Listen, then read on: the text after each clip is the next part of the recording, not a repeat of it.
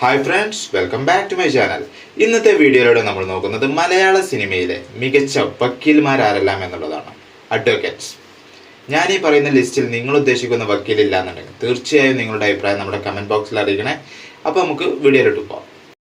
ഷാജി കൈലാസിന്റെ സംവിധാനത്തിൽ 2000-ൽ പുറത്തിറങ്ങിയ നരസിംഹം എന്ന സിനിമയിലെ നന്ദഗോപാൽ മാരാർ. നമ്മുടെ വീഡിയോ ഒന്ന് ലൈക്ക് ചെയ്യണേ, അതുപോലെ തന്നെ നമ്മുടെ ചാനൽ ഒന്ന് സബ്സ്ക്രൈബ് ചെയ്തേക്കണേ. 2002-ൽ ഡിജോ ജോസ് ആന്റണിയുടെ സംവിധാനത്തിൽ പുറത്തിറങ്ങിയ ജനഗണമന എന്ന സിനിമയിലെ പൃഥ്വിരാജ് അവതരിപ്പിച്ച അരവിന്ദ് സ്വാമിനാഥൻ എന്ന വക്കീൽ. അഭിനവ് സുന്ദർ നായകിന്റെ സംവിധാനത്തിൽ പുറത്തിറങ്ങിയ 2002-ൽ മുകുന്ദനുണ്ണി അസോസിയേറ്റ് എന്ന സിനിമയിലെ വിനീത് ശ്രീനിവാസൻ അവതരിപ്പിച്ച മുകുന്ദൻ എന്ന വക്കീൽ.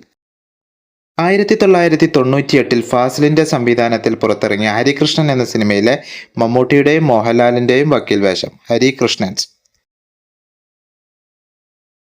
2018-ൽ ഡിജോ ജോസ് ആന്റണിയുടെ സംവിധാനത്തിൽ പുറത്തിറങ്ങിയ ക്യൂൻ എന്ന സിനിമയിൽ സലീം കുമാർ അവതരിപ്പിച്ച അഡ്വക്കേറ്റ് മുകുന്ദൻ.